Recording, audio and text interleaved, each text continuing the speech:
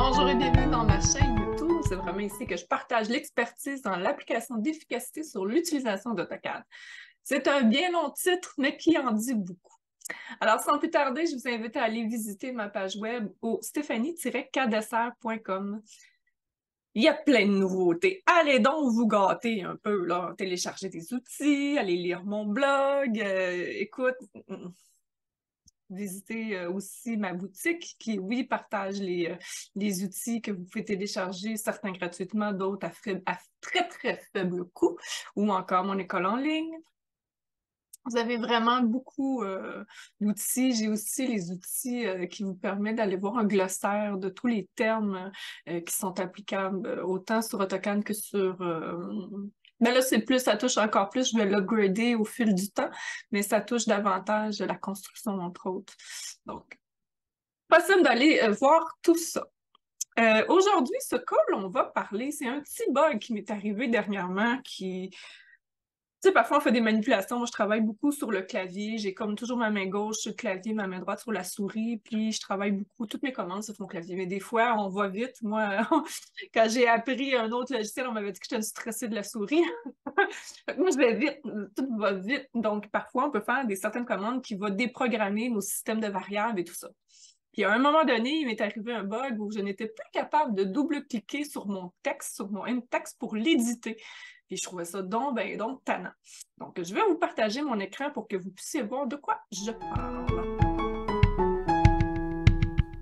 Pas grand-chose à mettre quand on veut faire un exemple, mais en fait, quand on double-clique normalement sur un texte, c'est censé d'ouvrir une boîte de dialogue qui nous permet d'éditer ce texte-là. Sinon, on a l'option aussi de faire le bouton droit et d'aller faire « End Text Edit ». Là, j'avais ni un ni l'autre et je me demandais donc pourquoi.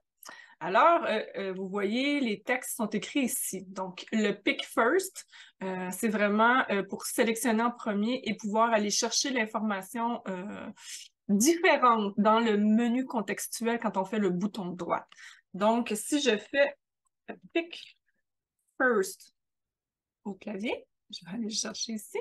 Vous voyez, la valeur est à 0. Si je la mets à 1, Enter, je reviens sur mon texte, je fais le bouton droite. Oh!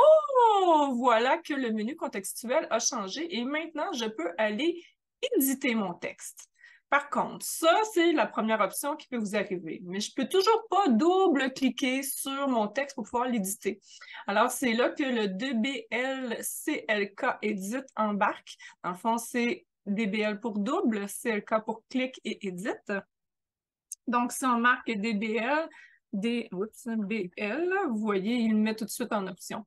Clic, vous mettez off ou on. Et là, si je fais un double clic, tout est revenu à la normale. Magie, magie!